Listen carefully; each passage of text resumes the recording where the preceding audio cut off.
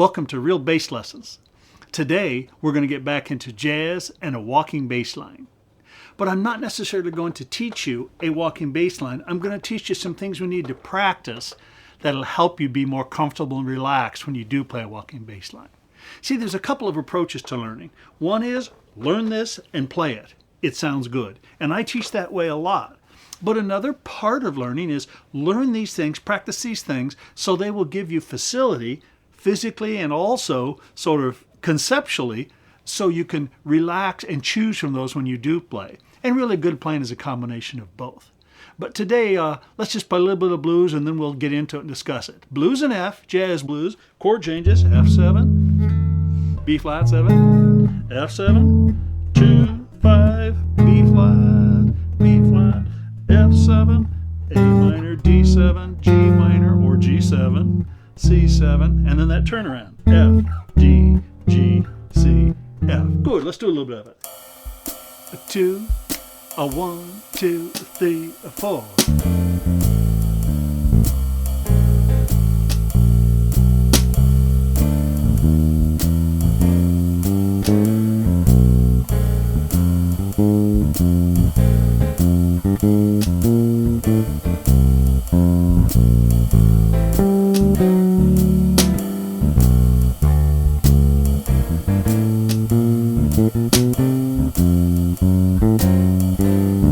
One more chorus.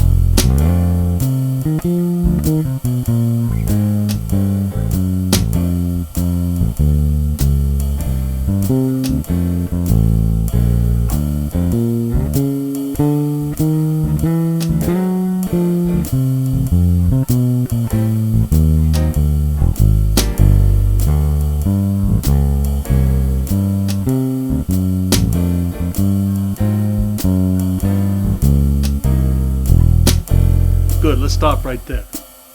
Now, of course that line's fine. You can learn that or steal some of it or not. But let's talk about how we need to practice to get to the point where we can improvise and do that.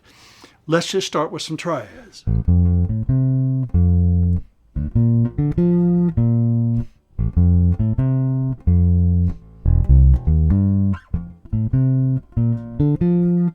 Sure, I'm playing a triad on each chord.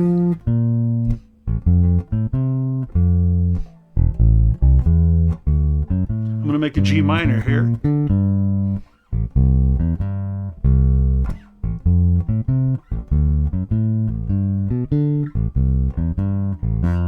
Cool. Now, did you notice I made that last G a dominant chord?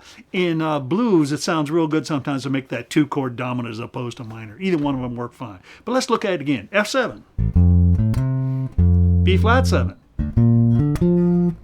F7, C minor, F7, B flat, again, F7, here comes A minor 7, D7, G minor 7, C7,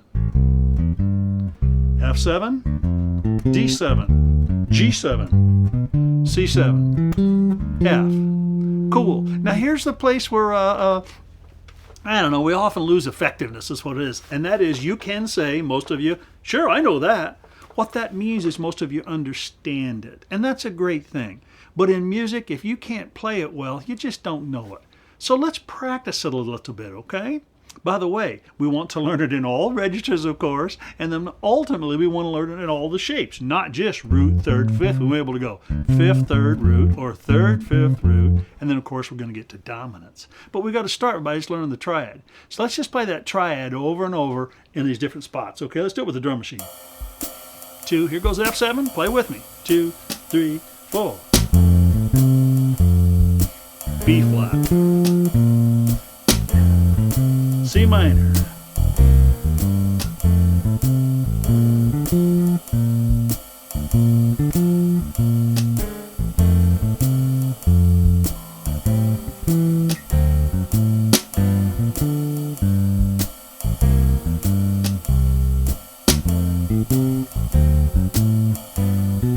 let's do it again. F, B flat, back to F. Here's that 2-5, C minor, F7, B flat. Sorry. Back to F7. A minor D7. G7. C. Turn around.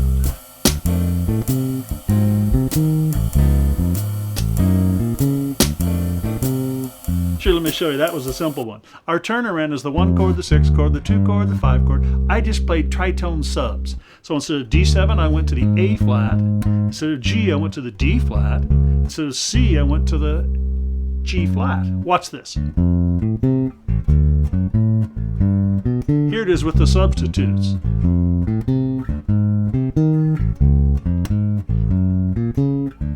Good, let's do it again. I'm going to talk a little bit less. That maybe I can play more correct notes and make it groove a little bit. Here we go. 2, a 1, 2, 3, a 4.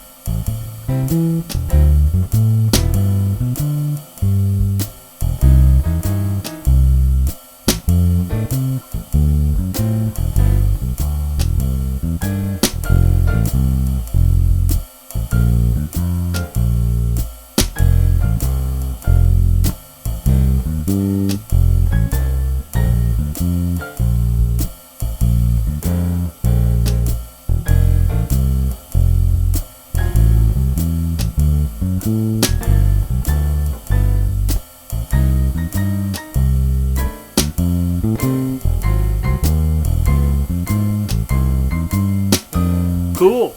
Now, again, let me, I feel like I'm preaching at you, but the truth is I got to teach you. I got to tell you what to do, okay?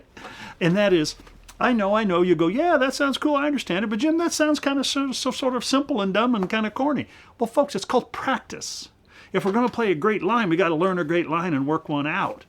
Usually for, players who aren't already great musicians, that stuff just doesn't come out of thin air. You got to work it out. But here we're working on mechanical material that you need to physically be able to execute, so then you can ultimately start to work out some of those cooler things. So don't mistake practicing with playing, okay? You've got to practice, and then there has to be, of course, a vehicle or a little area that'll get you into playing good lines, and that's a whole other teaching thing. But here we're practicing. So yes, of course, it's not going to sound like a really cool line.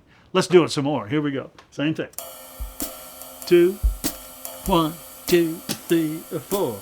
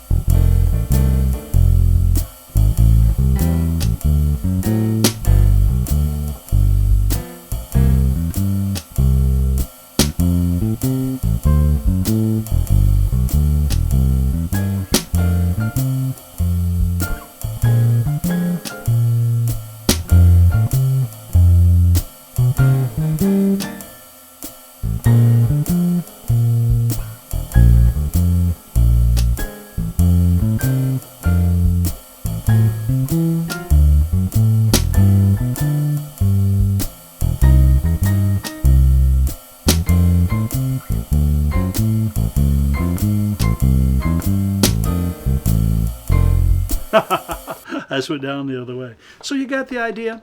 Some of these practice routines that I teach and I present, I just feel like people just sort of underestimate the value of them. I can assure you, if you're going to peak up here and reach the higher levels of playing, that means the bottom's going to have to get wider like an iceberg. And what's that bottom? It's these fundamentals. One thing is, of course, you want to learn the triads, but then you need to learn them in different parts of the bass. I was playing them around here and I screwed one up there, sorry. But yeah, you got to learn them that way, okay? And then, of course, obviously the next step might be to start from the 5. Let's don't get into that right now, but there's a bunch of other things you can do with it, okay? But get into this little track here and play along with me. Let's do it again. I'll play it along a couple times, or I'll just play it here. I'll even add a little solo over the top. And you play those triad bass lines with me, okay? 2, a 1, 2, 3, 4.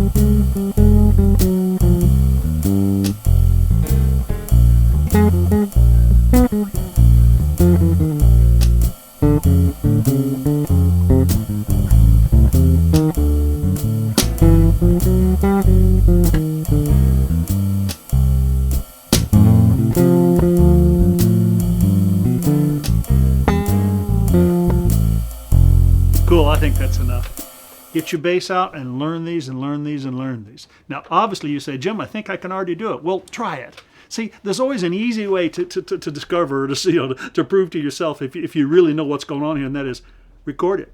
Try recording it 3 times through, nonstop, and see how many mistakes you make. See if it sounds good. Or maybe you can play it perfectly. Great. Then move it to some other keys. Because once you start learning that, that's cool too. But don't get ahead of yourself. Work on the triads and the key of F just to learn that tonality, learn that sound, and learn where those notes are under your finger. Fire it up. You can do it.